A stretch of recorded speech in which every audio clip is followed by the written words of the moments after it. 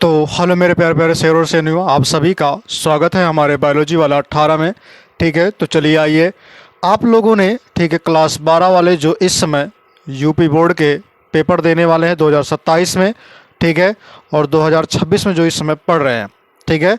तो हालांकि ये वीडियो पूरे के पूरे लोगों वाले को लिए होने वाली, मतलब 2026 भी हो, 27 भी हो, 28 भी हो, 29 भी हो, सारे के लिए होगी, क्योंकि ये चेंज नहीं होंगे। ठीक है, जब चेंज नहीं होंगे तो जाहिर सी बात है क्वेश्चन केवल आपके इधर उधर होते रहते हैं, बाकी सिलेबस आपका वही रहता है। ठीक है, अब देखिए, आप पहला चैप्टर, दूसरा चैप्टर और तीसरा चैप्टर पढ़ लिए होंगे।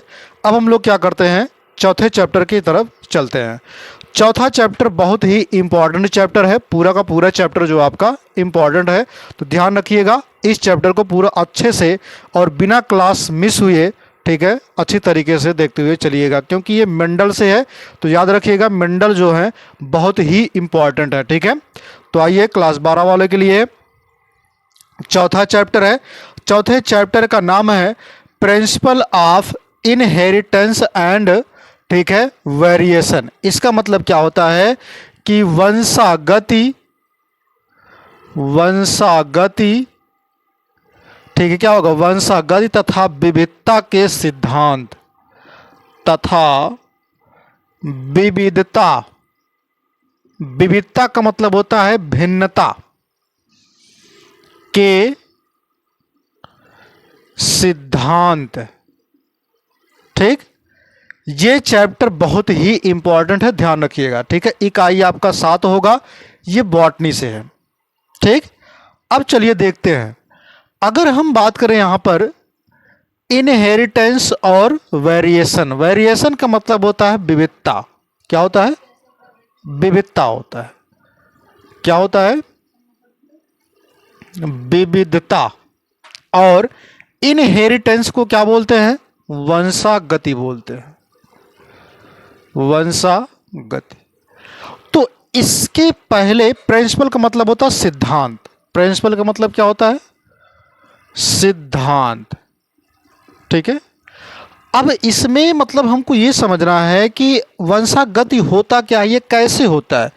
तो अनुमांशिकी से होता है। कैसे फैलता है, जेनेटिकली होता है। कैसे होता है, जेनेटिक्स से होता है। तो सबसे पहली चीज हम बात करेंगे यहां पर आनुवांशिकी की। किसकी बात करेंगे, आनुवांशिकी की। तो अगर हम आनुवांशिकी की बात करें, किसकी बात करें, आनुवांशिकी की, जिसको बोलते हैं जेनेटिक्स। क्या बोलते हैं, जेनेटिक्स। अब ध्यान रखिएगा मेरे रसगुल्लों, जेनेटिक्स की बात करूं अगर मैं, तो ये जेनेटिक्स शब्द दिया किसने था। तो ध्यान रखिएगा, जेनेटिक्स जो शब्द है, ठीक है, जेनेटिक्स जो वर्ड है, वो देने वाले वैज्ञानिक का नाम है विलियम वेटसन। क्या नाम है, विलियम वेटसन, विलियम वेटसन। ठीक है, अनुवांशिकी की अगर हम बात करें मेरे शेर और शेरनियों, तो ये 2 प्रकार के होते हैं। कितने प्रकार के होते हैं, 2 प्रकार के आ जाते हैं। यानी कि अनुवांशिकी 2 तरीके से होते हैं। यानी कि अनुवांशिकी होने के लिए 2 चीजों की आवश्यकता होती है। पहली चीज किसकी आवश्यकता पड़ेगी, तो अगर मैं बात करूं यहां पर 2 चीज की, किसकी बात करूं, 2 चीज की। पहला जो आपका हो जाएगा वंशागति। क्या होगा, वंशागति। वंशागति यानी कि इनहेरिटेंस। क्या होगा, इनहेरिटेंस। उसके बाद दूसरे की अगर मैं बात करूं, ठीक है, जिसको बोलते हैं विविधता। क्या बोलते हैं, विविधता, वेरिएशन। क्या होगा मेरे रसगुल्लों, वेरिएशन। ठीक है, अब यहां पर समझते हैं इन चीजों को। ठीक है, वंशागति क्या होता है और वेरिएशन क्या होता है। सबसे पहले चीज समझिएगा, वंशागति का मतलब होता है कि जो माता पिता हैं, जो जनक है, ठीक है, उनके लक्षणों को संतान में जाने की प्रक्रिया क्या होती है, वंशागत कहलाती है। यानी कि समझिएगा कि जनकों से लक्षणों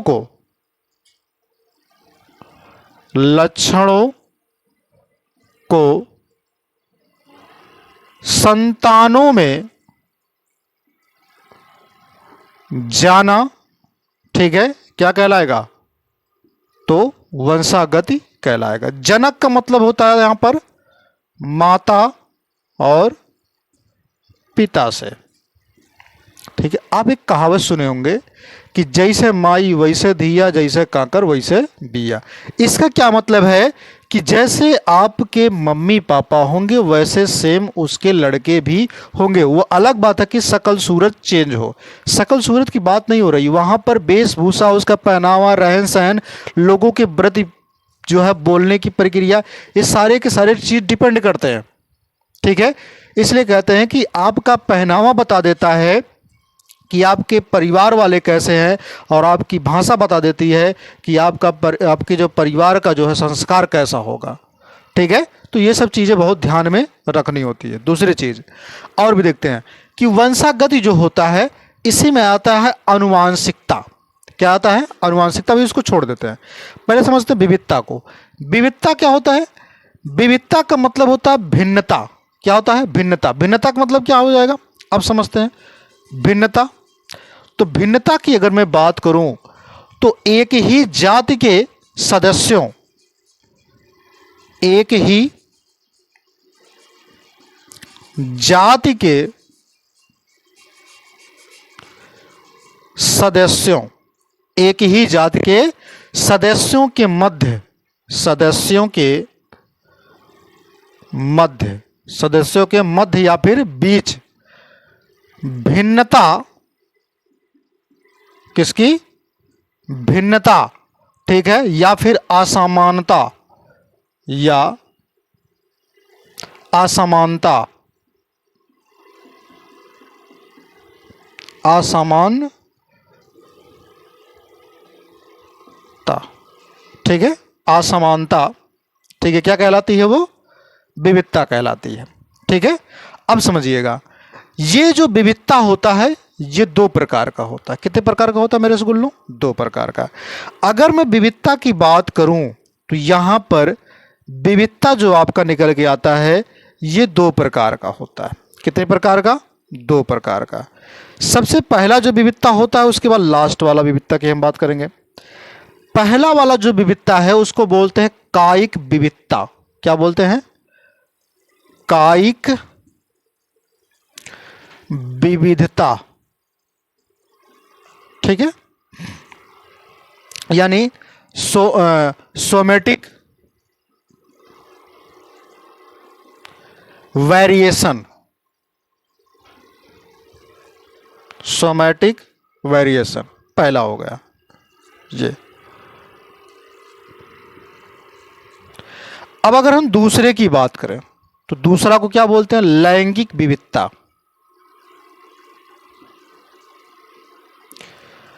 लैंगिक विविधता इसको बोलते हैं जर्मिनल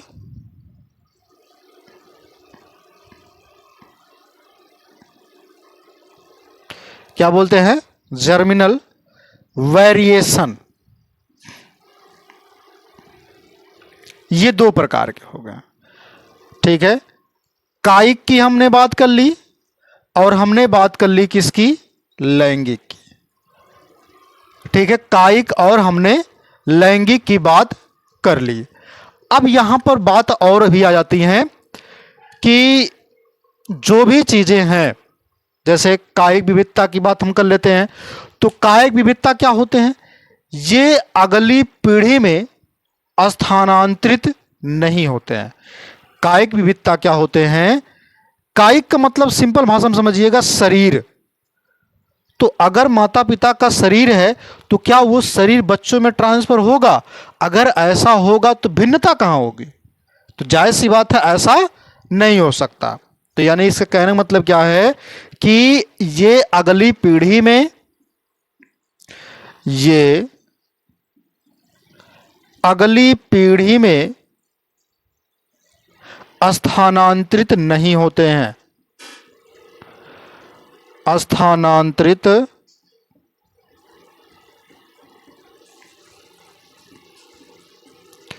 नहीं होते हैं। समझे? जैसे इसके एग्जाम्पल्स की अगर मैं बात कर लूं, क्या चीज मतलब महिलाएं क्या करती हैं, कान और नाक में क्या पहनती है, बाली पहनती है, झुमकी पहनती है, जो भी पहनती हैं, ठीक है। तो यहां पे क्या लिखोगे, महिलाएं कान नाक में बाली, या फिर उसको क्या बोलते हैं, नथुनी, ठीक है, पहनती हैं, लेकिन उनसे पैदा हुए संतानें में ये चीजें नहीं होती हैं। लेकिन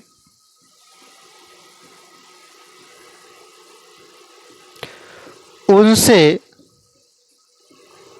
पैदा हुई संतानों में ये सभी पहनकर पैदा नहीं होती हैं। इसका कहने का मतलब सिंपल भाषा में आपको बता दूं कि राजा का बेटा राजा नहीं हो सकता और पहलवान का बेटा पहलवान नहीं हो सकता। इसका सिंपल मतलब यही निकल के आ रहा है, ठीक है। आगे देखते हैं, लैंगिक विविधता की बात कर लेते हैं। ये क्या होता है, विविधताएं अगली पीढ़ी में स्थानांतरित होते हैं। ये क्या होते हैं, अगली पीढ़ी में स्थानांतरित होंगे। तो ये अगली पीढ़ी में स्थानांतरित मतलब दिखाई देंगे, अगली पीढ़ी में स्थानांतरित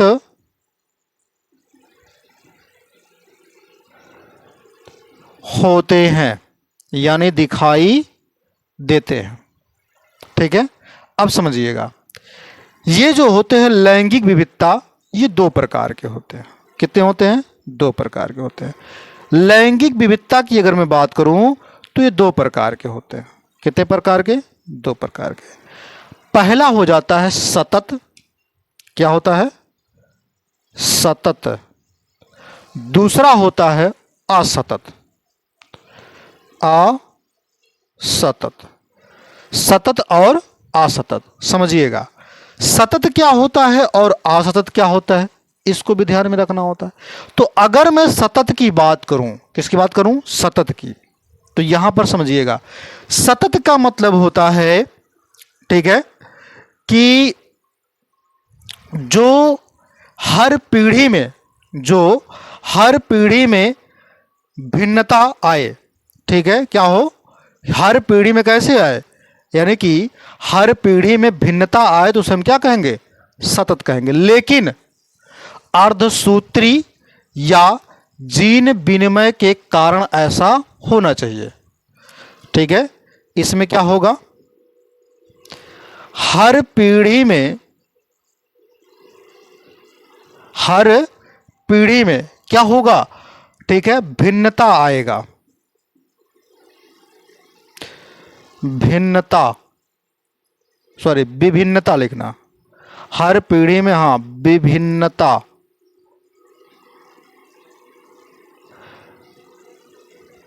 आएगा, समझिए। अब सतत असतत में क्या होगा, इसमें हर पीढ़ी में, ठीक है, भिन्नता नहीं आएगा, यानी कि जीन प्रारूप जो होगा, जीनोटाइप जो होगा, ये अचानक परिवर्तन होते हैं, यानी कि जीन प्रारूप अचानक परिवर्तित होती है, परिवर्तन, ठीक है, अचानक यानी कि जीन प्रारूप में, यहां लिख लेना में, अचानक परिवर्तन होता है। ठीक है, अब मुद्दा यहां यह है, इसके आगे लिख लीजिए क्योंकि नीचे जगह नहीं तो इसलिए नहीं लिख रहा हूं। लिखेंगे इसके आगे कि हर पीढ़ी में विभिन्नता आएगी तो उसे हम सतत कहेंगे। ठीक है, लेकिन यह अर्धसूत्री विभाजन तथा जीन विनिमय के कारण होता है। आगे लिखेंगे, अगला हेडिंग डाल के असतत, इसमें लिखेंगे जीन प्रारूप में अचानक परिवर्तन देखने को मिलता है, यह केवल उत्परिवर्तन के कारण होता है, तो उसे हम क्या कहेंगे, असतत कहेंगे। ठीक है, ये किसकी बात हो गई, लैंगिक विभिन्नता की बात हो गई। ठीक, इतनी बातें मुझे लगता कि आपको, ठीक है, दिमाग में एकदम कूट कूट के भर गया होगा। अब हम आगे बात कर लेते हैं, आगे बात करेंगे आनुवांशिकता की। ठीक है, हेरिडिटी की। आनुवांशिकता की अगर मैं बात करूं, किसकी बात करूं, आनुवांशिकता की। आनुवांशिकता को क्या बोलते हैं, मैंने कहा कि इसको बोलते हैं हेरिडिटी।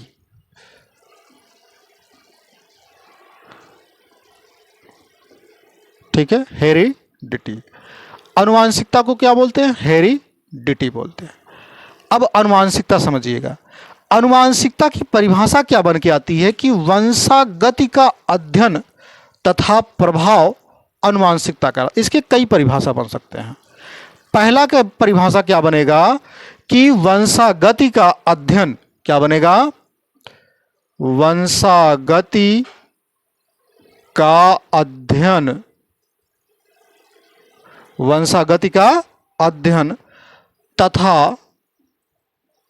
प्रभाव, तथा प्रभाव आनुवांशिकता कहलाता है। एक परिभाषा और बनेगा, कौन सी, कि वंशागति आनुवांशिकता का आधार है। वंशागति आनुवांशिकता का, आनुवांशिकता का आधार है, ये भी आप लिख सकते हैं। ठीक है, ये लाइन आपको एनसीईआरटी में मिलेगा। कहां मिलेगा, एनसीईआरटी में मिलेगा आपको। ठीक है, अब इसमें कहने का मतलब क्या है कि जो संतानें होते हैं अपने माता पिता के क्या होते हैं, समान होते हैं। ये पुरानी कहावत कही जाती थी कि जो संतान होते हैं वो माता पिता के समान होते हैं, लेकिन ऐसा नहीं होता, केवल उनके गुण ही ट्रांसफर होते हैं, उनके जेनेटिक्स चीज़ें ही ट्रांसफर होती हैं, जबकि ऐसा कोई चीज़ और नहीं होता। ठीक है, मुझे लगता है कि चीज़ें आपको समझ में आ रही होंगी अच्छे से। ठीक है, तो इतना चीज़ें आपको समझ में आ गया। अब इसको मैं क्या करूं, रफ करूं, उसके बाद फिर आगे की तरफ हम लोग देखते हैं। ठीक है, अब यहां पर हमने जो बात कर लिया, उसके बाद हम लोग बात करेंगे लक्षण के बारे में कि कौन से, जैसे अभी आपने पढ़ा ना, इसमें आपने पढ़ा कि जो लक्षण है वो किसके लक्षण, जनक के लक्षण संतानों में जाते हैं। तो लक्षण किसे कहते हैं, ये भी आपको ध्यान में रखना है। तो लक्षण किसे कहते हैं, इसके बारे में देखते हैं। इसको रफ कर दें, उसके बाद हम आपको बताते हैं कि लक्षण किसे कहते हैं। ठीक है, चलिए यहां पर देखते हैं लक्षण किसे कहते हैं। ठीक है, हाँ, तो अब आप हेडिंग लगा लेंगे लक्षण, सिम्टम्स। ठीक है, यानी कि लक्षण क्या लिखेंगे, सिम्टम्स। लक्षण, अगर मैं लक्षण की बात करूं तो ये गुणों को प्रदर्शित करता है। किसको, गुणों को, लेकिन विशेष गुण होना चाहिए। यानी कि जीन अभिव्यक्ति से विकसित जीव, क्या लिखोगे, जीन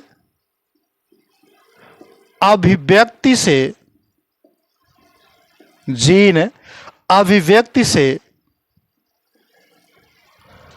विकसित जीव का कोई, जीन अभिव्यक्ति से विकसित जीव का कोई विशेष लक्षण, विशेष गुण, कोई विशेष गुण, ठीक है, क्या कहलाता है? लक्षण कहलाता है। ठीक है, वाक्य लिख लीजिएगा, लक्षण कहलाता है। ठीक है, अब लक्षण के लिए, लक्षण के विकास के होने के लिए कुछ बातें होने चाहिए। तो अब लिखेंगे लक्षण के विकसित होने के लिए, ठीक है, लक्षण के विकसित होने के लिए, मतलब आप कैसे पता लगाएंगे कि ये लक्षण है? ठीक है, चलिए देखते हैं। इसमें 3 चीजें आ जाती हैं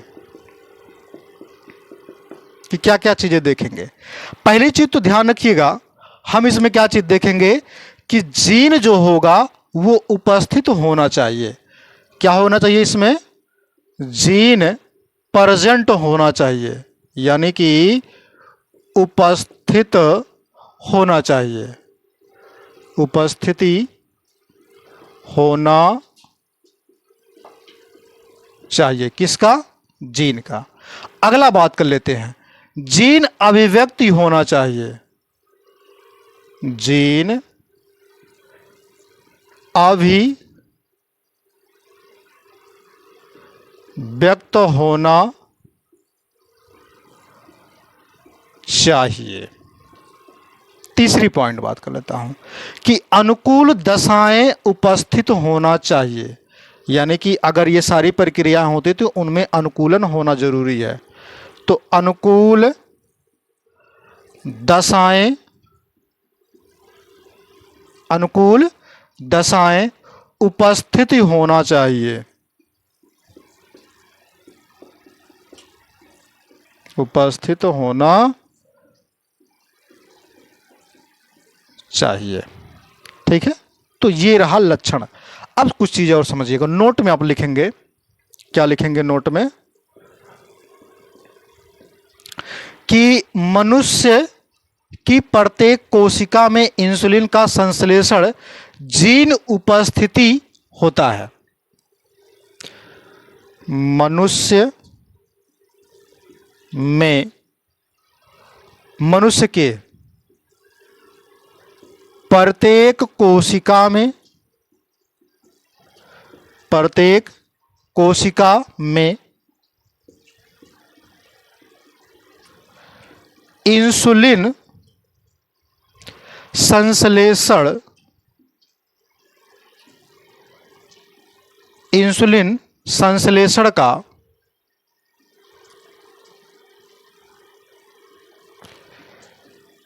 जीन उपस्थिति, जीन उपस्थिति होता है। लेकिन मानव की प्रत्येक कोशिका में, लेकिन मानव की प्रत्येक कोशिका में इंसुलिन का संश्लेषण नहीं होता। किसका? इंसुलिन का संश्लेषण नहीं होता है। ठीक, अब अगला देखते हैं। यहां पर ये तो रहा लक्षण की बात। अगला देखेंगे विशेषक क्या होता है। क्या देखेंगे? विशेषक। विशेषक किसे कहते हैं? ठीक है, ट्रेट। विशेषक, अगर हम विशेषक की बात करें, किसकी बात करें? विशेषक की बात करें। ठीक है, तो विशेषक किसे कहते हैं? ध्यान रखिएगा, लक्षण के विविध रूप को विशेषक कहते हैं।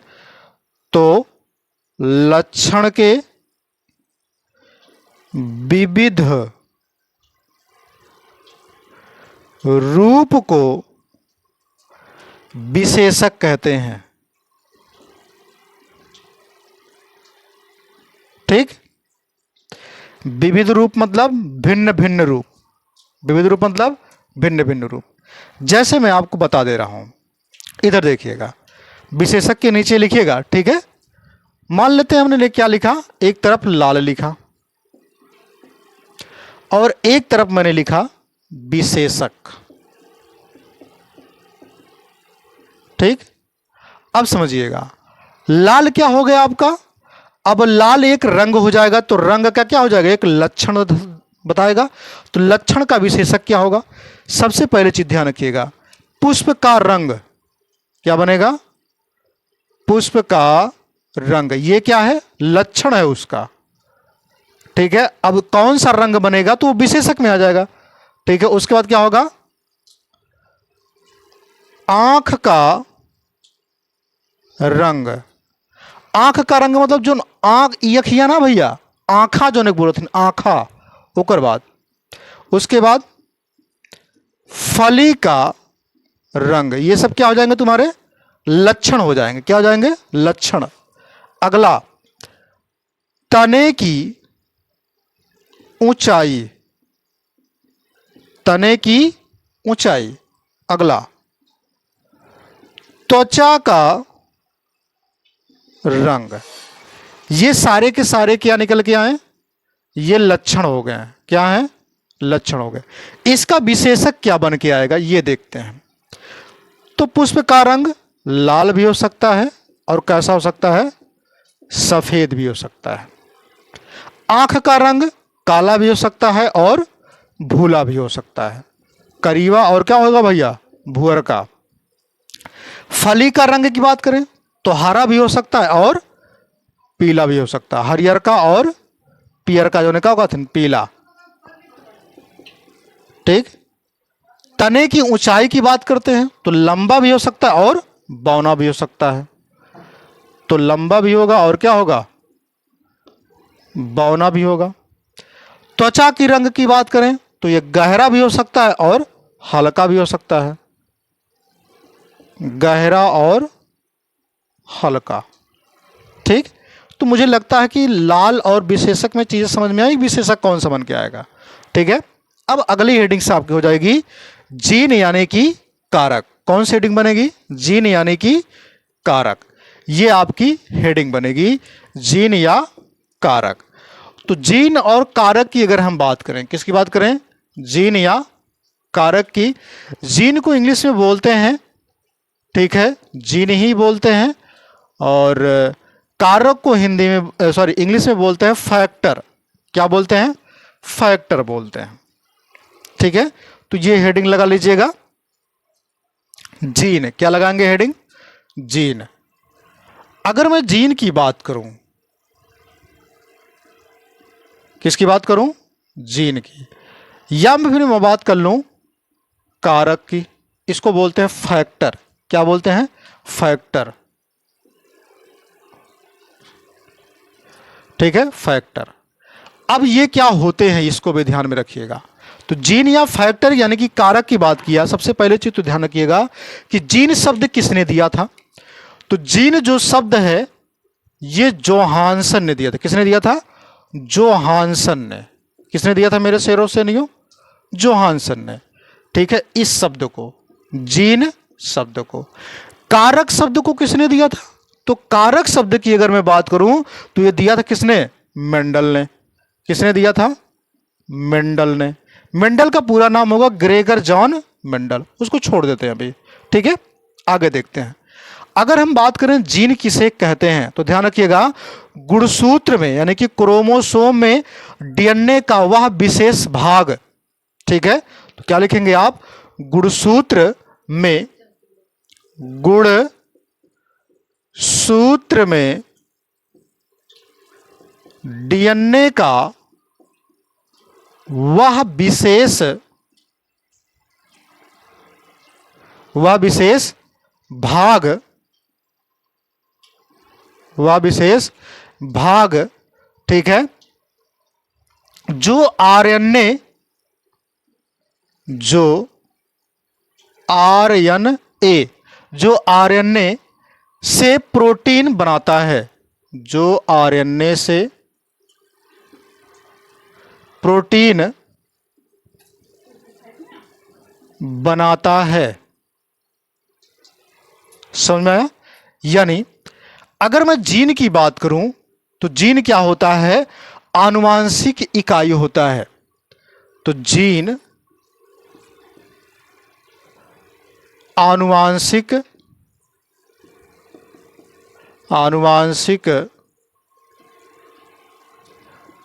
इकाई होती है, यानी कि यूनिट ऑफ इनहेरिटेंस। समझिएगा, इस चीजों को समझिएगा क्या चीज है। जैसे मैं आपको बना करके दिखा दे रहा हूं। सपोज दैट मान लेते हैं ये क्या है? क्रोमोसोम है। ये क्या है? क्रोमोसोम है। अब इस दो क्रोमोसोम होते, एक इधर होगा एक इधर होगा, ठीक है, लेकिन एक सिंगल बनाया हूं।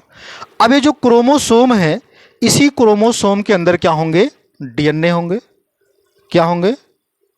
डीएनए होंगे। अब यही जो डीएनए होंगे, क्या होंगे इसमें?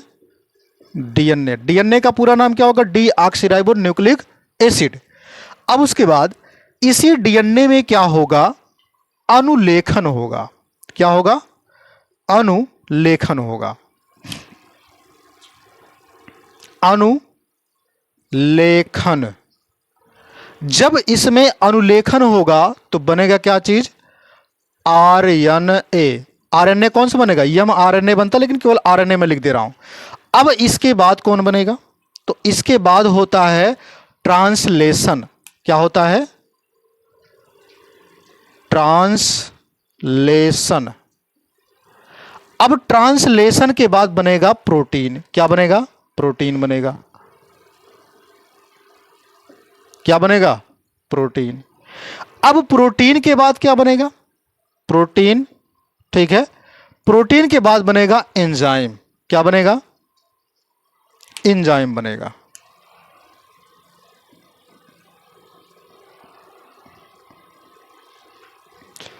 ठीक, एंजाइम्स। अब इसी एंजाइम्स के बाद बनता है क्रियाधार, के बाद बनता है उत्पाद। क्या बनेगा? एंजाइम्स के बाद बनेगा प्रोडक्ट। क्या बनेगा? प्रोडक्ट। और यही प्रोडक्ट किसको दर्शाता है? सिम्टम्स को। किसको? सिम्टम्स को, यानी कि लक्षण को बताता है। ठीक है। अब सुनिएगा, एक चीज नोट करके लिखिएगा। क्या लिखेंगे? वहीं नोट करके लिखेंगे। नोट में क्या लिखेंगे ये बना लीजिएगा भैया, ठीक है। नोट में समझिएगा। नोट में लिखेंगे सभी जीन डीएनए होते हैं। सभी जीन डीएनए होते हैं, लेकिन सभी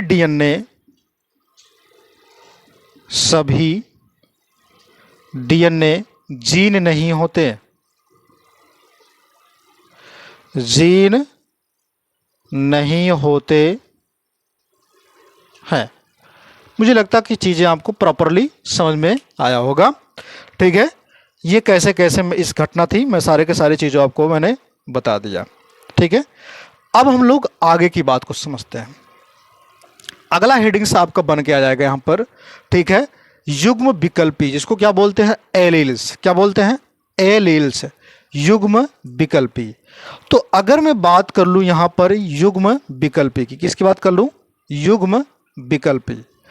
तो ये हेडिंग्स होगा युग्म विकल्पी। क्या होगा? युग्म विकल्पी, जिसको बोलते हैं एलील्स। क्या बोलते हैं? एलील या फिर एलील्स कह लीजिए। अब यहां जो युग्म विकल्पी होता है मेरे रसगुल्लो ना, ये भी कई प्रकार का होता है, यानी कि alternative for of gene. Gene का अल्टरनेटिव वाला हिस्सा होता है। ठीक है। तो क्या लिखोगे यहां पर कि यहां लिख दे रहे हैं नीचे, अल्टरनेटिव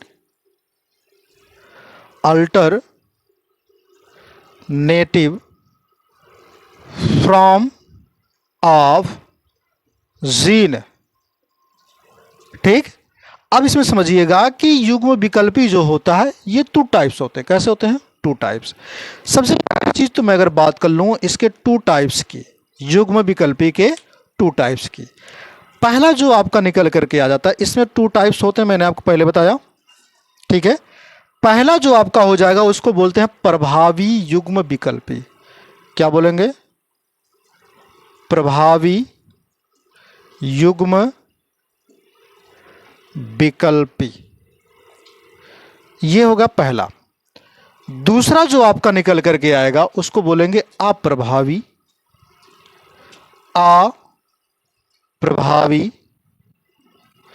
युग्म विकल्पी। अप्रभावी युग्म विकल्पी यानी कि ये हो जाएगा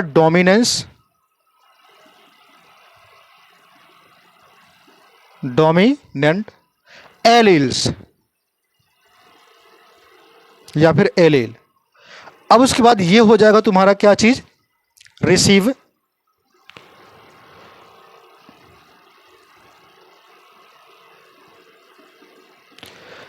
एलील।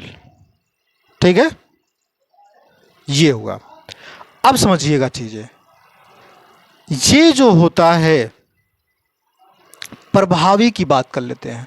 प्रभावी में क्या लिखेंगे कि समयुग्मजी तथा विषमयुग्मजी दोनों अवस्था में खुद को प्रदर्शित करता है। यानी समयुग्मजी तथा विषमयुग्मजी दोनों अवस्था में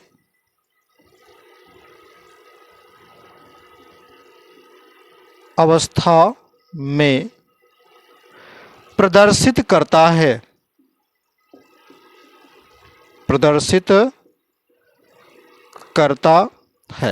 जैसे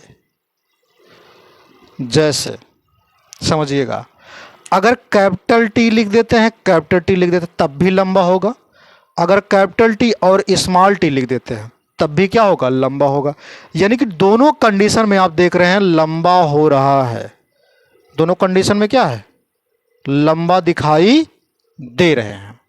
तो यानी कि प्रभावी कौन हुआ? तो प्रभावी एक युग्म विकल्पी कौन हुआ? कैपिटल टी वाला हुआ।